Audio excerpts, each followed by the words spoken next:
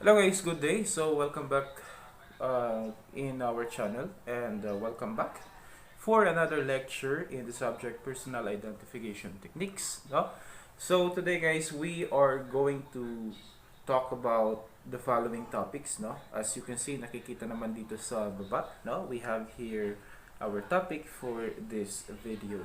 So there may part to ito, no? And there will be demonstration later on that I will make, pero separate video na siya. Kaya isa-isahin muna natin ang bawat topic, no? Okay? So for this matter, now we're going to talk about the following topic here found below. We have there the topic on the papillary ridge. No? So we're just going to talk about or maybe a little bit of overview with regards to the skin construction, no? And the relevant matters that we should be talking about onto this subject. Okay, then we are also going to talk about a little bit on ridge formation, how ridge are formed, no, and the relevant issues that we should discuss on that matter. Then ridge characteristic. I remember I already required you to draw or illustrate to me some of the known ridge characteristics, no, in fingerprint, ridge characteristics of fingerprint. So meron na kayong idea with regards to that, but we still need to discuss that also. Lastly, we are going to talk about ridge destruction also. Okay? So today, no, let's jump right to our discussion. So we have here our first topic. We are going to be talking about the papillary ridge. No? So we know for a fact that this was already discussed in the history of the personal identification, especially on the different contribution of some personalities, some known personalities in the field of fingerprinting. So we know si Marcelo H. Malpighi contributed in this specific part, no, where some actually the dermal papillae was also actually named after him, known as the Malpighian layer. So what is all about the papillary ridge? No? So we know for a fact that we have the parts of the skin or layers of the skin. We have the epidermis, yan yung pinakalabas, yung nakikita natin, that's the epidermis. And the inner part, that's the dermis, no, or dermal papillae. Now, what's significant here is that, of course, the papillary structure is composed of the ridge, surface, pore, duct, and sweat glands, as well as the epidermis. No, the epidermis is the outer layer of the skin kung saan makikita natin yung ridge and furrows, no? Ridge and furrows. So if you're going to look into this, no, on the top part of the illustration that we have there, nakikita niyo yung white sa taas niyan, yung mga butas-butas diyan. Yan yung pores, no? Yan yung pores kung saan lumalabas yung pawis natin, no?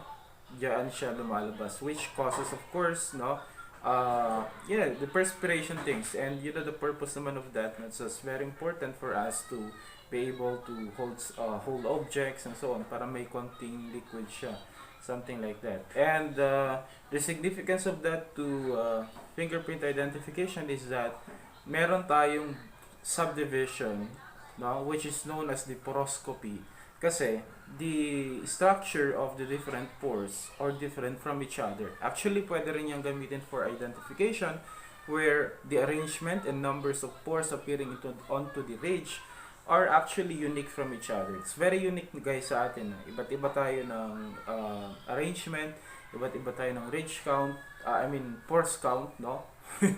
Parang ganun yung count ng mga pores ng mga butas natin doon sa ridge natin. So that's very significant, no? Ngayon, if you're going to look closely also on the illustration, makikita natin yung parang bumaba or kumanal na ganyan, no? Diba parang curving or paumbok, then may kanal siya, then paumbok ulit, ganun.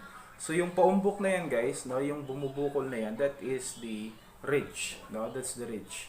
And then doon sa loob niya, no, yung parang kumanal, the canal like structure on the outer layer of the skin is known as the furrows, no? Furrows. So we are going to learn about the significance of this, no, later on, kasi yung ridges na yan, yun yung nagpreprint, yun yung nakikita nating black line doon sa fingerprint natin when we are trying to develop a latent fingerprint, di ba? Yun kasi yung dumidikit kumbaga sa mga object na hinahawakan natin, kaya yun yung nagkakaroon ng impression. So, pag dinevelop natin siya, it will appear as black line uh, developed fingerprint. So, yun yung binibilang natin, yun yung ridges niya. Okay? Then, what else? So, the significance of this, no, is that with regards to the next topic on ridge distraction later on, we will notice, or I will be discussing that the dermis and epidermis is very significant actually with regards to ridge distraction. No? Kasi, di ba nasabi ko na in our past or previous lecture that it's very impossible to remove or erase the fingerprint unless you damage your skin until or up until to the ridge forming layer of the skin, which is on the boundary of epidermis and dermis. Nandun siya sa pagitan nila kumbaga. So, dito sa ating illustration guys, no, tignan natin yung mga parang curve dyan, yung boundary ng skin natin from what color is this, no? Parang light brown, something like that, to this light violet, no? Parang I'm not sure if I'm correct with my basta doon, yan yung boundary ng layer na yan. Diyan yung ridge forming structure natin. So if ma-damage hanggang diyan sa banda na yan, then definitely it will cause a permanent destruction on the construction of the ridges. So doon lang siya madadamage. Pero kung ang mga injuries or any attempt made to erase the fingerprint is only superficial, no, mababaw lamang, it will return back into normal when the skin will heal. No, it will heal in itself and it will form the original fingerprint of that person. Anyway, we're going to talk more onto that later on doon sa distraction. No? Moving on into our next topic, which is on ridge characteristic. No? I have here an illustration. We have the termination ridge or ending ridge and other references, bifurcation, independent crest, island, pond, spur, crossing or crossover in other references. Those are all ridge characteristics and those are just some. No? Ilan lang to sa mga known ridge characteristics that can be found on the fingerprint. Now, what are ridge characteristics? Ridge characteristics as defined there, no, are the detailed structure or patterns of the friction ridge, no, found on the hands and feet. No? So, as I have stated, we are going, or this topic is very significant because the concept of personal identification is we compare the fingerprint of one person to the fingerprint in issue or latent prints found on the crime scene, and how and why are we comparing that is of course to have an identity, no, to get to have an information with regards to the owner of that fingerprint. So as to achieve that, we need to familiarize ourselves with the different ridge characteristics, no? Para alam natin kung ano yung mga titignan natin doon sa fingerprint. And all of these ridge characteristics will appear onto the fingerprint pattern in itself. And we need first to have a familiarity with regards to the classification or the name of this ridge characteristic so as to be guided in efficiently identifying or comparing the different prints, no? Especially when it comes to court presentation kasi when you are presenting fingerprint as an evidence, no, you will be discussing the different the point of identity that you have used in order to conclude that magkaparehas sila. So in order for you to do that, you need to be familiar with regards to the different ridge characteristics. Marami tayo guys, no. By the way, we have pinag-uusapan kasi natin ang characteristic, 'di ba? Ito yung mga katangian, no? Katangian ng mga bagay-bagay, no? And since we're talking about fingerprint, then we definitely are looking at the how do we call this? Katangian ng mga ridge na nag-appear doon sa isang print or fingerprint ng isang tao. And as we have stated, we need to be familiar with regards to the different ridge characteristics kasi they serve as point of comparison. No? So, for ridge or for characteristic, di ba, we have general, we have individual characteristic. No? And when we are comparing, we are using individual characteristics as a point of identification, hindi yung general characteristic. Kasi for fingerprint, no, ang general characteristic are the patterns, no, the family patterns such as arch, loop, whorls, no, yun yung mga yun yung mga general characteristic niya. Kumbaga, they are the general classification of fingerprint. Ngayon, for identification, ang titignan natin supposedly is the different individual characteristics, no, and those individual characteristics are those ridge characteristics. So tignan natin, no, ano yung magkaparehas, ano yung hindi parehas, no, ano yung merong characteristic doon sa isang fingerprint na wala sa iba. Well, 'di ba? Parang yun na yung point of identification mo. Such as for example, meron kang nakikitang bifurcation doon sa latent print, no, yung print na nakita mo sa crime scene. Then you try to examine the fingerprint of the suspect, no? Wala naman yung bifurcation na yun. Kumbaga, missing yung bifurcation. So that could be one of the, one of the basis for you to conclude that, oh, teka lang, no? Hindi sila magkaparehas. Kasi ito, merong ganitong ridge characteristic, no? Yung latent print, merong ganitong ridge characteristic. Dito naman is wala. So, you can conclude that they are different sets of fingerprint in that manner. So, that's the important, no, of ridge characteristic. We are going to draw more, no? More of them later on sa ating gagawing demonstration with regards to ridge characteristics. But I suggest, no, that you should familiarize yourself with those different ridge characteristics kasi they are very important. Okay? Now, for the ridge formation naman, guys, no, well, ang ridge formation usually starts from 3 to 4 months of fetal life, no? So, nasa sinapupunan pa lang tayo, mga 3 buwan hanggang 4 na buwan, nagsisimula na, guys, na ma-form yung ating fingerprint, no? O yung mga ridges natin sa ating mga daliri and other part of our body that contains ridges, no, such as dun sa ating paa, no, and lip print. Meron din tayong lip print na tinatawag, no? So nag-i-start na siyang ma-form as early as 3 to 4 months ng ating fetal life, no? Ngayon, that will remain permanent until death. The only thing that changes for ridges is with regards to the size, no, yung size ng fingerprint natin. Kasi 'di ba, habang pagbata pa tayo, maliit pa tayo, no? Maliit lang din yung ating daliri, no? I mean, maliit pa yung ating katawan. So as we are growing, habang lumalaki tayo, no, nag-e-expand din yung ating mga fingerprint patterns. So even if na-form na actually yung mga ridge natin as early as 3 to 4 months na nasa sinapupunan pa lang tayo. So as no, even though it is already starting to form, no, as early as 3 to 4 months, well, as far as the practicality is concerned, hindi pa siya ganoon ka-clear kung ano yung mga pattern na nandun, no?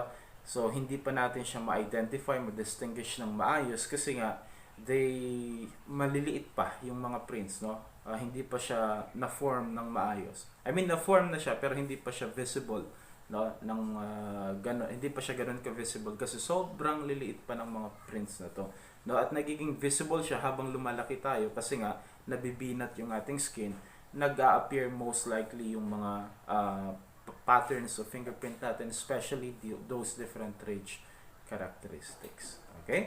So that's with regards to ridge formation, no? Sabi nga natin, natandaan natin that ridge formation is permanent, no? I mean is pag na-develop na ang ating fingerprint, yun na yung fingerprint natin hanggang tumanda tayo. And that's what's really important for fingerprint or using fingerprint as a means of identification kasi nga meron tayong tinatawag na permanency, no? Permanency. Okay? Then we also have ridge destruction, no? What about ridge destruction? We made mention of the ridge destruction kanina when we are talking about the layer of the skin, no? Then I think what's important here is that is it possible, no? We answered the question is it possible for one person to totally destroy his fingerprint. So Yes, he can permanently damage his fingerprint and destroys it. But with regards, that depends, no? That depends upon the depth, no? Gaano kalala, gaano kalalim yung damage na na-inflict doon sa skin.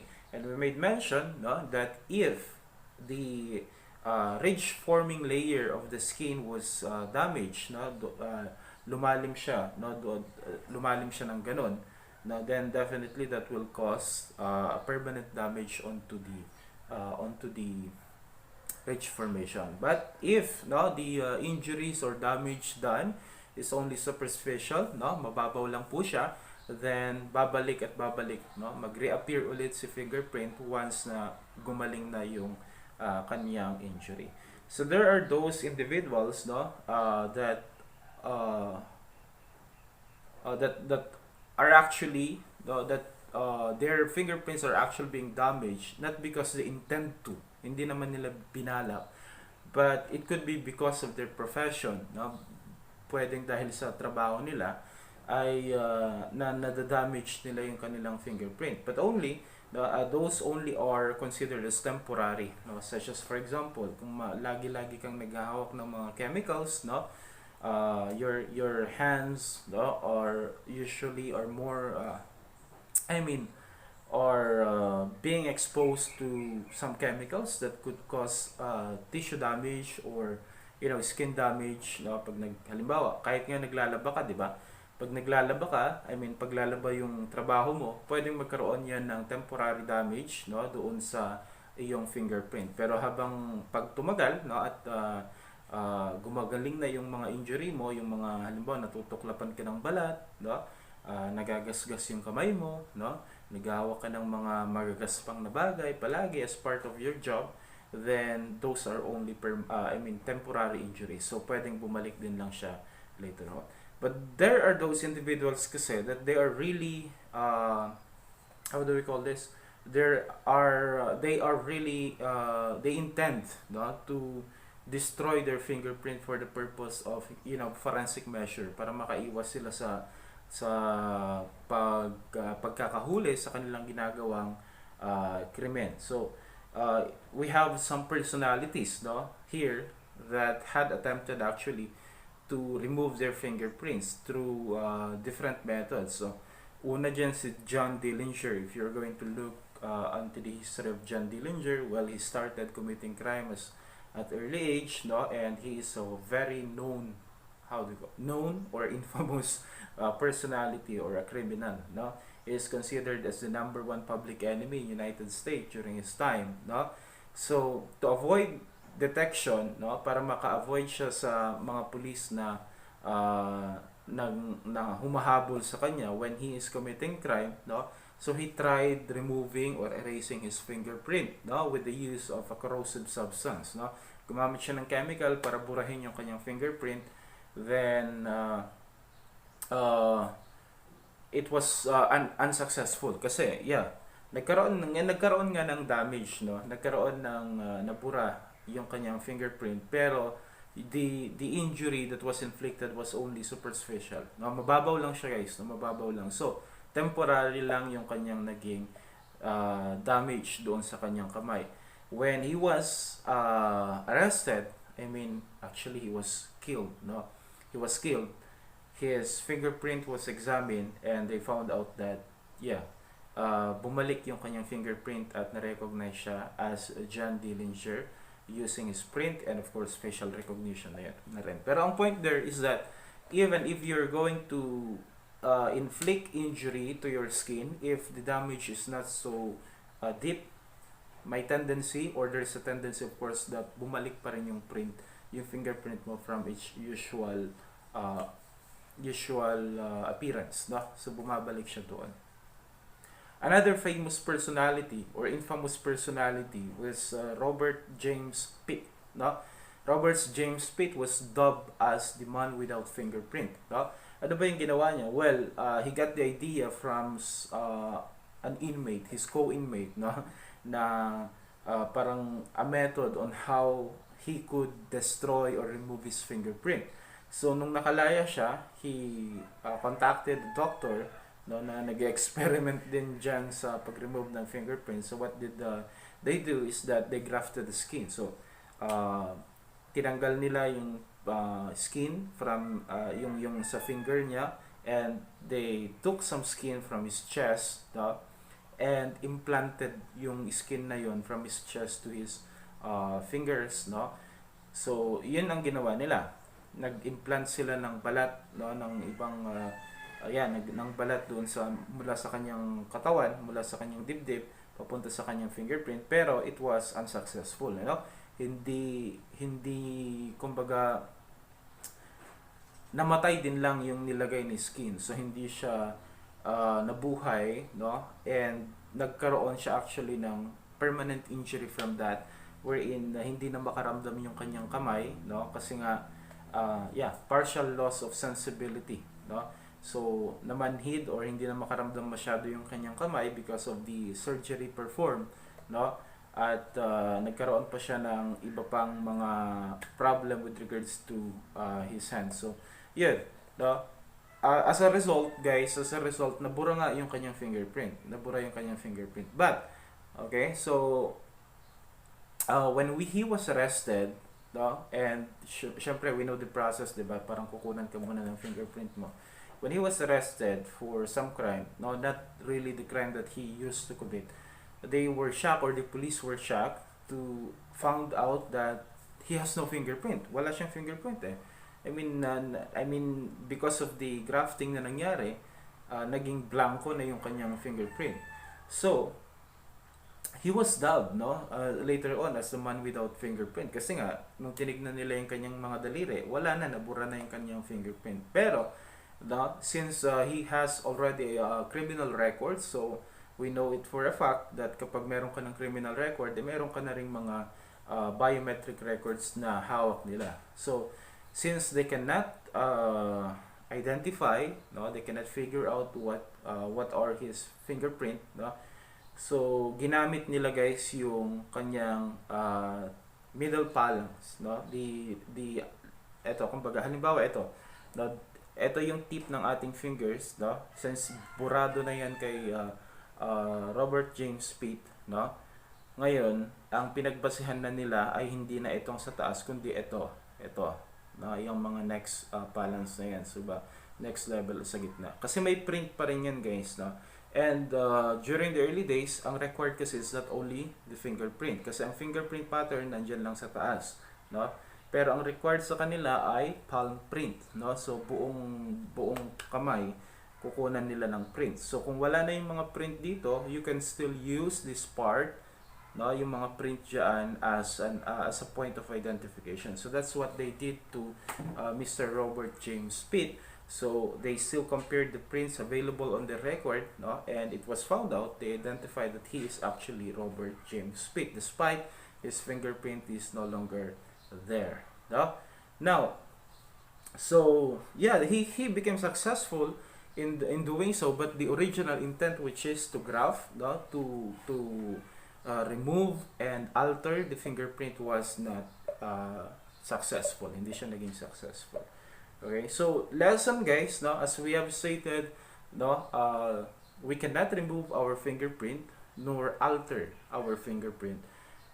But if you cause a damage into your fingers, into your hands, as deep as, you know, injuring already the part of the